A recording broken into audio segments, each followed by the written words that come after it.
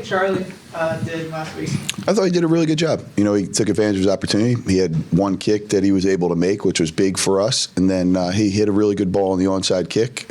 So I'm proud of him. I'm excited for him. And as I told him, there was a whole lot of intrigue, and especially, the Ireland, all that sort of stuff. And all that was neat and great. And, really that part, like I had a talk with him yesterday, like that's over. Like we had a chance to go and enjoy that, but now we're on to Tampa, we're on to his next kick, and he just got to stay humble, stay hungry, and keep developing and going and do a good job that way for us. You talk about, how he had to work through all the technical aspects of learning to be a kicker. With things as specific as an onside kick, which obviously he probably had never done before he started kicking, like how hard is that to learn to do that precisely? That was actually the easier thing for him. And his background in being able to kick the ball, and actually, that was kind of like a natural swing, the way we got the ball there and got it to spin for him. So that was the easy part. I think our jobs as coaches is figure out what our players do best and then try to utilize that to our advantage and not try and ask them to do things that they don't do well. And throughout the season, we practice onside kicks on Friday and on Saturday, and, we do it in training camp. And that was something he did really well. So we kind of, once we knew Charlie was going to be a kicker, we changed what we were going to do on Friday if that situation came up, and I wanted to take advantage of what he does well.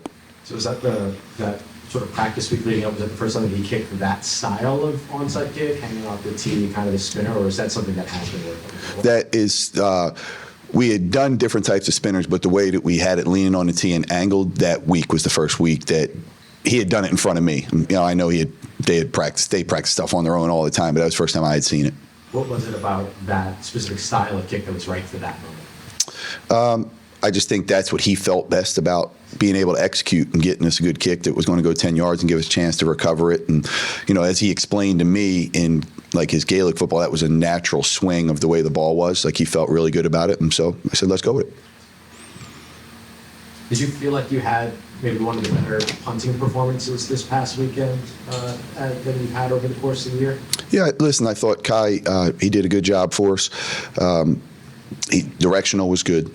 We still are working to try to improve a couple of them. Like the first one wasn't exactly where we wanted, but his hang time was really good. And then a couple of the other directions were good. And we're still trying to get his hang time to improve a little bit. But I thought that he performed well, and I really thought that our coverage did a really good job. Specifically, Ike and Mike, our two gunners, both really performed well and covered for him. So I thought that was a combination of everything that we're trying to do, put it together. And again, we're just trying to grow every week. And I think he bounced back in a good way, because I didn't think he punted the ball well the game before that, and he came back and punted much better for us.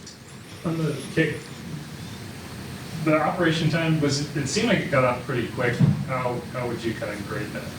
On the field goal. Oh, his operation time was fine. Yeah, it was where we wanted to be, under 1-3.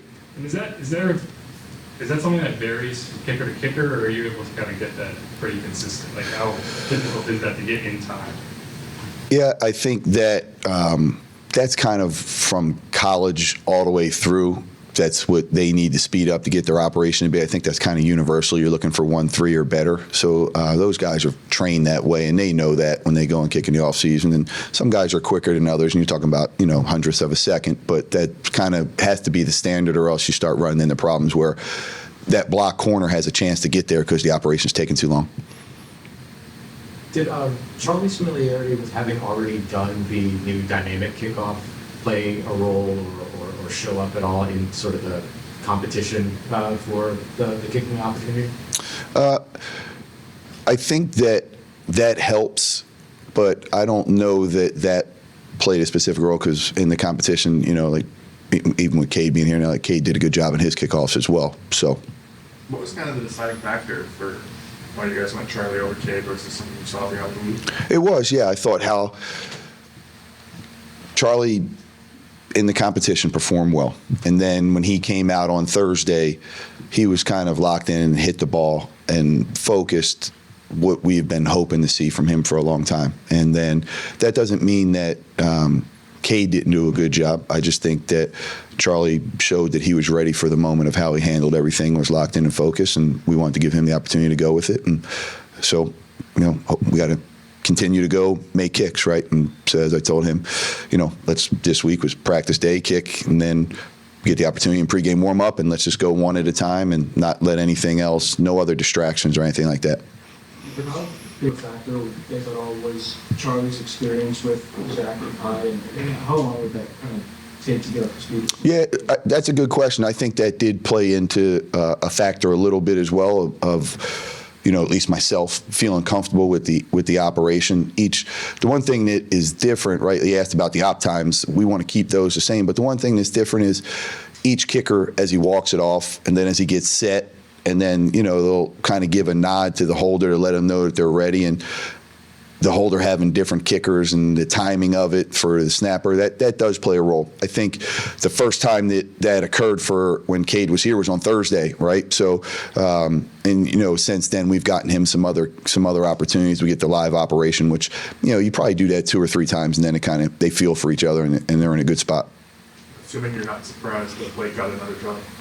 No, listen, good for him. I think that's a good opportunity for him, and I wish him well.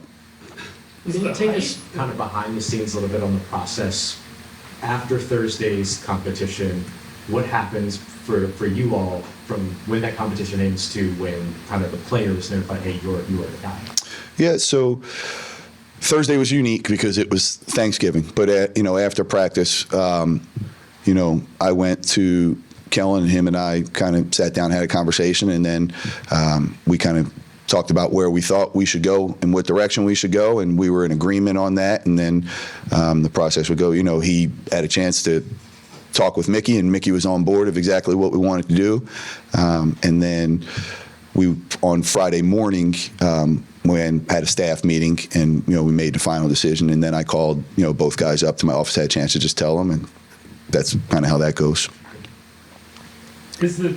Charlie, it seems like he kicks the ball extraordinarily high. Is that true? I mean, just in terms of when you watch Charlie versus other kickers, is he kicking it? He does get the ball up there very high, yes. And that's kind of, you want that, right? This way, it higher at the line of scrimmage, it's even harder for those big guys to block. A lot of times you see kicks get blocked when they're, lower or line drive type kicks. So the higher you can get it is beneficial for not getting it blocked that way. Now, one of the things that caused him a couple issues that we've been working through, right, is when we were in California and it was a windy day and his ball gets so high the further back you go, now the wind can affect it a little bit more, so you have to slightly change, how you're hitting the ball, and that was another thing of him kind of learning to get used to.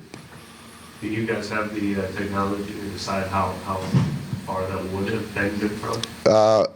Honestly, they probably do.